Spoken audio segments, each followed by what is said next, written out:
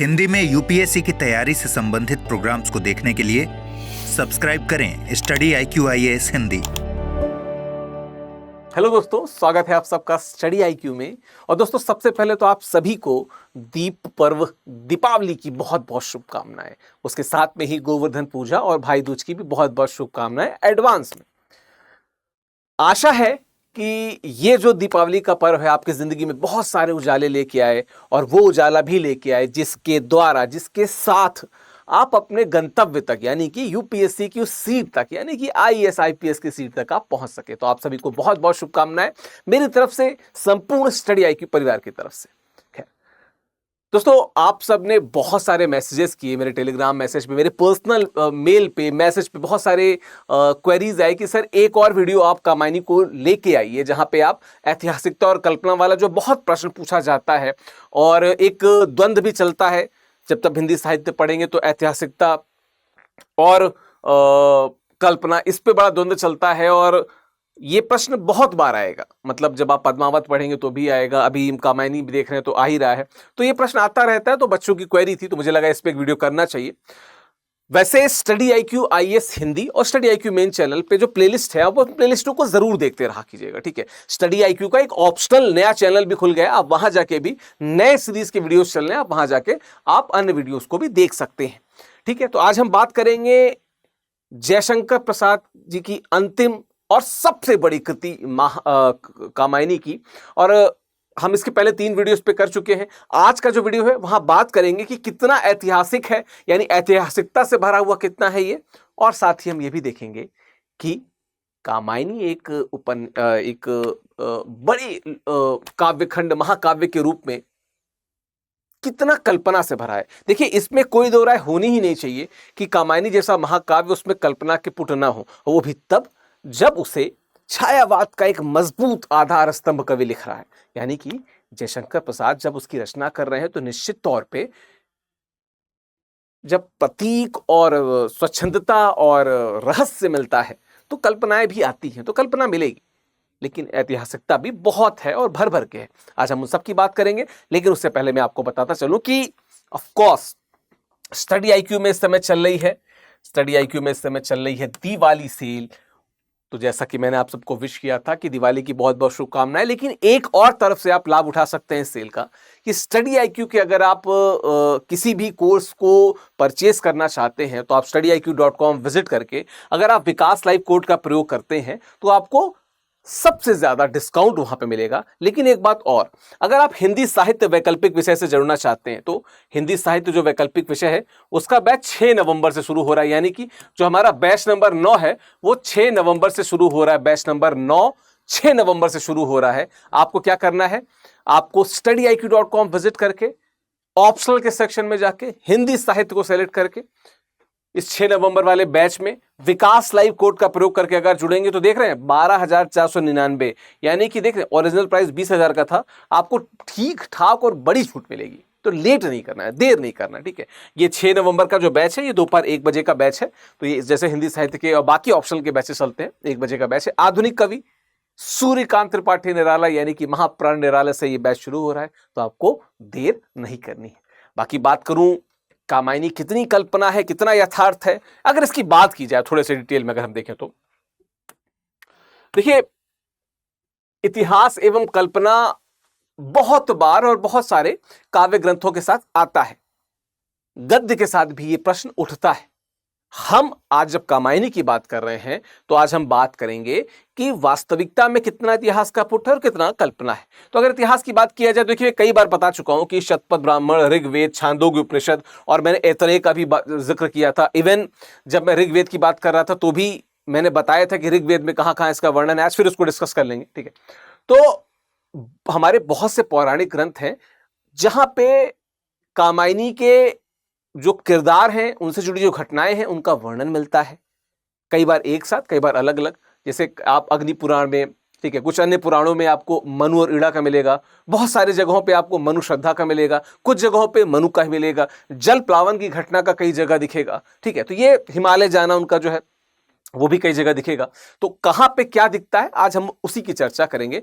लेकिन मैं फिर से बताता चलूं, इससे पहले कामायनी पे जो 3 वीडियो हैं आप उनको जरूर देखिएगा, ठीक है। उनको जरूर देखिएगा। खैर, कामायनी की कथा योजना का मुख्य आधार क्या है? भारतीय ग्रंथों में बिखरी हुई सामग्री है। प्रसाद जी की इस रचना में वैदिक पुराण आदि ग्रंथों से उन्होंने प्रेरणा प्राप्त की है तथा इस कथा का जो श्रृंखला मिलाने के लिए कहीं कहीं थोड़ी बहुत कल्पना व इतिहास का आश्रय भी लिया है, जो कि जाहिर सी बात है, लेकिन हम देखेंगे कहां पे लगता है कि इतिहास है और कहां पे कल्पना। ठीक है, तो प्रेरणा स्रोत क्या है? शतपथ ब्राह्मण, ऋग्वेद, छांदोग्य उपनिषद आदि इसका उल्लेख है। खैर, अगर वैदिक साहित्य की बात कर ली जाए तो कामायनी की कथा पात्रों आदि का विवरण सर्वप्रथम ऋग्वेद में मिलता है। और आप सबको पता है कि चाहे हम ब्राह्मण ग्रंथों की बात करें, हम अरण्यकों की बात करें, हम उपनिषदों की बात करें, इन सबसे पहले आपको वेद दिखेंगे और उसमें भी सबसे पहले आपको ऋग्वेद दिखेगा। तो कहीं ना कहीं ऋग्वेद में मनु और श्रद्धा को पति पत्नी के रूप में दिखाया गया है, लिखा गया है। ठीक है, तो इसका मतलब, मैंने ऐतरेय की भी बात की थी, जब मनु शत्रुपा की बात की थी, इन्हीं की पुत्री इला थी, इनका भी जिक्र आपको मिलता है। बहुत से लोग कहते हैं कि इलाहाबाद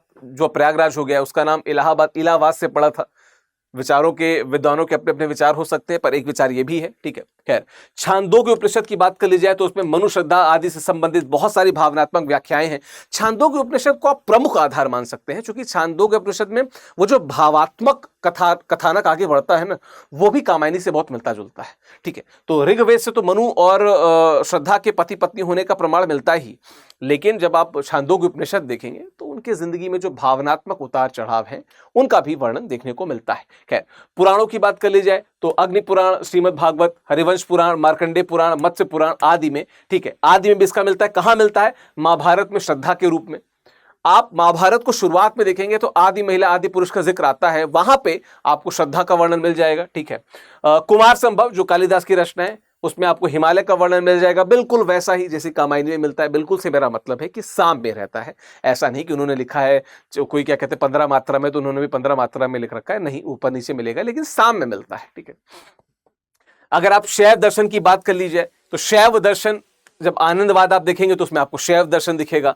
जब आप अहिंसावाद की बात करेंगे तो आपको बौद्ध दर्शन मिलेगा। मुझे कमेंट बॉक्स में बताइएगा कि अहिंसावाद के कौन कौन से उदाहरण आपको ध्यान आते हैं अगर आप कामायनी की बात करते हैं तो। ठीक है, खैर, तत्कालीन समाज में जो प्रचलित नारी जागरण आंदोलन है उसका भी हमको जिक्र मिलता है, क्योंकि अगर 1935-36 का समय देखें तो नारी जागरण आंदोलन चल रहा था, बल्कि संपूर्ण भारत का जागरण का आंदोलन चल रहा था, जहां पे नारियों ने एक प्रमुख झंडा या शलाका लेके एक क्रांति की थी। हम सबको पता है 1930 से लेकर 1935 का दौर, जब न सिर्फ क्रांतिकारियों के तौर पे बल्कि राजनेताओं के तौर पे महिलाओं की छवि को हमने अंतर्राष्ट्रीय स्तर पे, राष्ट्रीय स्तर पे देखा था। ठीक है, पौराणिक पृष्ठभूमि पर समकालीन जो पलायनवाद के स्थान पे कर्म का संदेश जो है ये भी दिया गया है। आप देखिए कितनी बार आपको पलायन करते मनु दिखेंगे और कितनी बार श्रद्धा के द्वारा, इवन इरा के द्वारा उनको कर्म का संदेश दिया जाता है।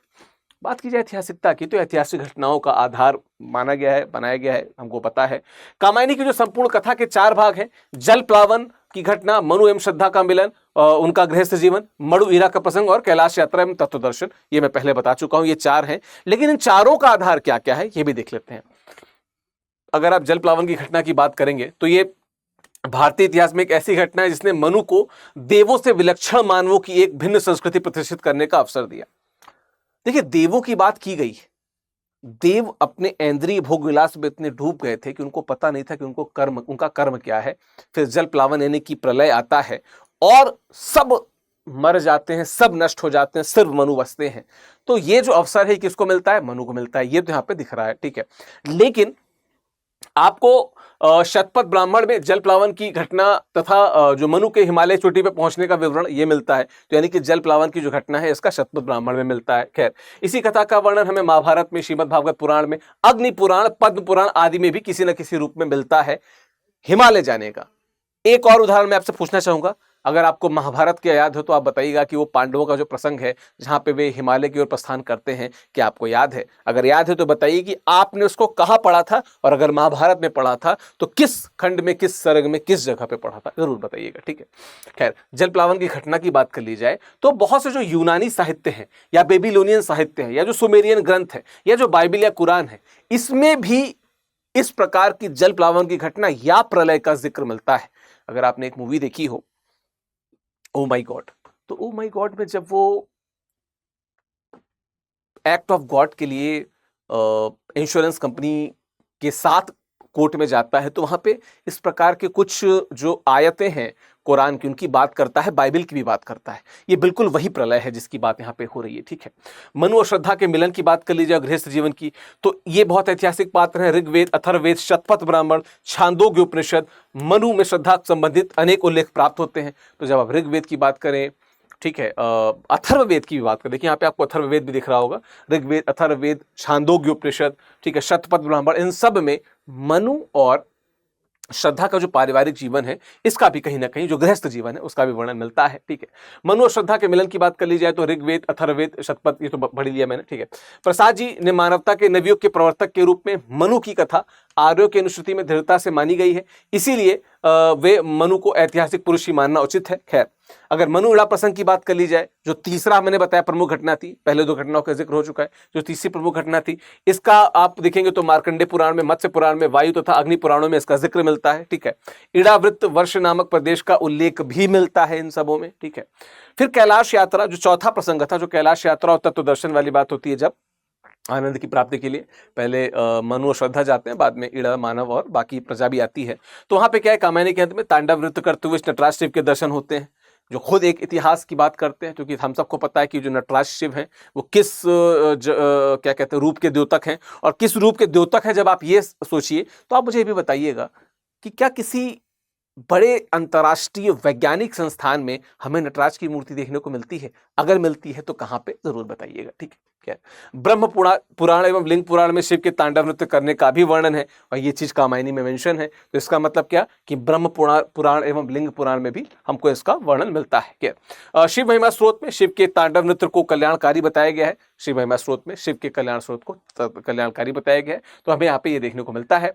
महाकाव्य की ऐतिहासिकता की बात कर ली जाए तो पूर्ण रूप से ऐतिहासिक महाकाव्य नहीं कहा जा सकता, कल्पना का सुंदर समन्वय भी किया है। निश्चित तौर पर कल्पनाएं होंगी, कल्पना क्यों नहीं होंगी? देखिए, एक तो छायावाद में भी समाज, उस समाज को संबोधित करना है जो समाज अंग्रेजों की बेड़ियों से जकड़ा हुआ है, तो उसको संबोधित करने के लिए कुछ कल्पना का पुट तो डालना होगा, और आप देखोगे कहां कहां पे कल्पना का पुट डाला गया है, ठीक है। जैसे जल प्लावन को एक संकेत के रूप में बताया गया कि अगर बुरा करोगे तो बुरा होगा, अपने कर्म पे नहीं डिगोगे तो बुरा होगा, ठीक है। श्रद्धा अत्यंत गौरवमयी, विश्वासमयी एवं सर्वगुण संपन्न नारी है। श्रद्धा अत्यंत गौरवमयी, विश्वासमयी, सर्वगुण संपन्न नारी है, मतलब जिसे कहते हैं कि महिलाओं के लिए एक ऑल्टरनेट दिया है कि जो बेस्ट डिस्क्रिप्शन हो सकती है महिला की, वो श्रद्धा की है, वो यहाँ पे दी हुई है। इड़ा को कवि ने मनु की पुत्री बताकर न बताकर सारस्वत प्रदेश की रानी बताया है। अब इड़ा के बारे में देखिए, आपको बहुत उदाहरण मिलेंगे, देवताओं की बहन, चेतना की देवी, ये सारी चीजें, तर्क बुद्धि की देवी के रूप में मिलेगा। यहाँ पे उन्होंने क्या बताया है, उन्होंने क्या बताया, सारस्वत प्रदेश की रानी बताया, तो थोड़ा सा उनका ह्यूमनिटाइजेशन कर दिया है कि उनको मनुष्य रूपी में ज्यादा बताया है, दैव रूपी कम बताया है, ठीक है। और क्या है, इड़ा के प्रति अनैतिक, जो मनु के मन में अनैतिक प्रेम आ जाता है, ठीक है, और आसुर वृत्तियां जो जागृत हो जाती हैं। तो देखो, मनु को भी थोड़ा सा क्योंकि मनु आदि पुरुष थे, ऐतिहासिक पुरुष थे, देवता भी जिस चीज को नहीं संभाल पाए, जहां पे नष्ट हो गए, वहां पे मनु जीवित रहे। तो जब मनु की बात हम करते हैं तो मनु को देखते हुए वहां पे एक चीज तो यहाँ पे क्लियर हो जाता है कि यार मनु में थोड़ा सा ह्यूमन पुट डालना पड़ेगा, तभी लोग रिलेट कर सकेंगे। तो थोड़ा सा अनैतिकता और थोड़ा सा आसुरी वृत्तियों को डाल देते हैं। आसुरी भावनाओं के विनाश के लिए जन क्रांति की बात करते हैं। आपने देखा था वो जो जन क्रांति होती है मनु के खिलाफ में, ठीक है। फिर क्या है, मनु का केवल एक पुत्र मानव दिखाया गया है। जितने वे जितनी लौकिक बुद्धि शक्ति वाले व्यक्तित्व वाले व्यक्ति थे, अलौकिक व्यक्तित्व वाले, वैसे तो एक होना, लेकिन चूंकि सिंबॉलिक रूप से एक पुत्र दिखाया था जो येन केन प्रकारेण बहुत सारी चीजों में शामिल होता है वो, तो उन्होंने एक ही पुत्र की बात की। जल प्लावन का मुख्य कारण देवताओं का निर्बाध विलास माना है। ऑब्वियसली नहीं हो सकता ना, ये बताने का था कि कर्म क्या करना है, सही करने, कर्म गलत नहीं करने हैं, ये बात भी यहां से बताते हैं, ठीक है। श्रद्धा के हृदय में स्त्रियोचित लज्जा भाव, निश्चित तौर पे एक संपूर्ण स्त्री भी बताया, तो थोड़ा सा लज्जा भी डाल दिया है। और 1935-36 के समय में निश्चित तौर पे नारियों को कहा भी जाता है कि नारी तुम केवल श्रद्धा हो, इसी में तो है, नारी तुम केवल श्रद्धा हो। मैंने लास्ट में इसको तो पढ़ के भी सुनाया था। तो नारियों को सिर्फ श्रद्धा और लज्जा के केंद्र में रखा जाता था, ठीक है। मनु का संकोच, दोनों को एक दूसरे के समर्पण का जो मनोवैज्ञानिक ह्यूमन एंगल जिसे कहते हैं डाला गया, तो निश्चित तौर पे ये सिर्फ कल्पना के माध्यम से ही पॉसिबल हो सकता है। ठीक है, गर्भ भरी श्रद्धा को त्याग कर मनु का भागना तथा ईड़ा की ओर आकर्षित होना पुरुष की मानवीय दुर्बलता की निशानी है। बिल्कुल मानवीय, अगर वो युग पुरुष हैं, आदि पुरुष हैं, तो वो अपनी जिम्मेदारियों से नहीं भागते, लेकिन वो भागते हैं अपनी जिम्मेदारियों से। तो यही बात है कि कहीं ना कहीं ह्यूमन पुट देने के लिए कुछ कल्पनाओं को इसमें जोड़ा गया है। ठीक है, ईड़ा तथा मानव की जो कथा पूर्णतः काल्पनिक है, क्योंकि इसका वर्णन कहीं नहीं मिलता है। जब वो श्रद्धा मानव को ईड़ा के पास छोड़ जाती हैं और मनु को लेके कैलाश की ओर, हिमालय की ओर बढ़ जाती हैं आगे। ठीक है, कैलाश पे नटराज शिव का तांडव देखना, ये भी थोड़ा सा वो है कि भाई आप एक तो कैलाश जा रहे हो और वहां पे जाते हुए आपको सीधे तांडव नृत्य मिल जाता है। मतलब ये तो मैंने इसके बहुत सारे अलग अलग उदाहरण अलग अलग कक्षाओं में बताए हैं। मतलब ये तो वो हो कि मतलब आप किसी बहुत ईस्ट बहुत बड़े व्यक्ति के, मतलब मैंने इसका एक उदाहरण ये बताया था कि आप वो प्रतीक्षा की कौन सा जलसा, कौन सा जो भी अमिताभ बच्चन का बंगला है, आप वो देखने जा रहे हो, वहाँ पे अमिताभ बच्चन आपको लंच करते दिख जाए और आपको हाई कर दें, तो बिल्कुल वैसा है कि जिसको आप बहुत बड़ा मानो कि उसके अगल बगल से किधर निकलने पता चला वो सामने ही आपके साक्षात दर्शन दे दे। तो थोड़ा सा अतिशयोक्ति कल्पना है इसमें। ठीक है, कथा के अंत में ईड़ा मानव तथा समस्त प्रजाजनों का कैलाश पहुंचकर अखंड आनंद का अनुभव करना, ये भी थोड़ा सा ड्रामेटिक है कि सबको ही आनंद मिल गया, सबको ही खुश हो गए। सुखांत थोड़ा सा दिखाने की कोशिश की है, और ये कल्पना का पुट ही है, वरना दुखांत दिखा देते तो शायद लोग इस रास्ते पे तो कभी ना चलते जो मनु को फॉलो करने के लिए कहा गया था, जो श्रद्धा ने कई बार फोर्स किया। शायद वो सुखांत इसीलिए दिखाया गया कि लोग इस सुखांत के प्रभाव में आके सही कर्म करें, कर्म को सही करें। खैर, अगर निष्कर्षतः क्या कह सकते हैं कि कामायनी क्या है? वैदिक पौराणिक सांस्कृतिक वांग्मय आदि प्रेरणा से प्राप्त कर इसमें इतिहास और कल्पना मणि को कांचन, इतिहास और कल्पना का मणि कांचन संयोग दिखता है। मतलब बड़ा ही शानदार समावेश दिखता है, बड़ा ही शानदार सम्मिश्रण दिखता है। ऐतिहासिक तथ्यों को सुरक्षित रखते हुए कल्पना के माध्यम से आकर्षक रूप में उद्देश्य की अभिव्यक्ति की गई है। आकर्षक रूप में किसकी अभिव्यक्ति की गई है? उद्देश्य की अभिव्यक्ति की गई। ये शानदार चीज है किसकी? कामायनी की। ठीक है, बाकी मैं फिर से बताता चलूं, स्टडी आईक्यू में चल रही है दिवाली सेल, और दिवाली सेल में study IQ IAS Hindi literature का जो बैच है, हिंदी साहित्य का जो बैच है, इसमें डेट कल तो 4 दिख रही है, मैं बता दे रहा हूँ। 6 तारीख से नया बैच शुरू है, ये बैच नंबर 9 है। ठीक है, ये शुरू हो रहा है ये शुरू हो रहा है किससे? सूर्यकांत त्रिपाठी निराला से शुरू हो रहा है, निराला से शुरू हो रहा है। ठीक है, ये नवंबर बैच है। ठीक है, विकास लाइव कोड का प्रयोग करेंगे तो मात्र 12,499 में आप इस बैच से जुड़ सकते हैं। ध्यान रखेंगे, दिवाली सेल में जितनी छूट है उतनी छूट आपको कभी नहीं मिलेगी। तो अगर आप मैक्सिमम छूट का लाभ उठाना चाहते हैं तो studiiq.com आप विजिट कर सकते हैं। बाकी ये मेरा टेलीग्राम चैनल है @officialvikas करके स्कैन करके आप इस टेलीग्राम चैनल से जुड़ सकते हैं। स्कैन कर लीजिए @officialvikas, आप इस टेलीग्राम चैनल से जुड़ सकते हैं। ठीक है, बाकी आपका दिन शुभ हो, all the very best. Diwali की बहुत बहुत शुभकामनाएं, उसके बाद आने वाले बहुत सारे त्योहारों की खूब सारी शुभकामनाएं। बहुत पढ़िए, बहुत अच्छे से देखिए और समझिए कि यूपीएससी की इस जर्नी में जो आप निकले हैं इसको अंत तक साधें। ठीक है, अंत तक साधें और सफलता प्राप्त करें, IAS बने और अपने जो परिवार है और जो अपने शिक्षक हैं उनको भी गौरव का एहसास कराएं। बहुत बहुत शुक्रिया, धन्यवाद। हिंदी में यूपीएससी की तैयारी से संबंधित प्रोग्राम्स को देखने के लिए सब्सक्राइब करें स्टडी IQ IAS हिंदी।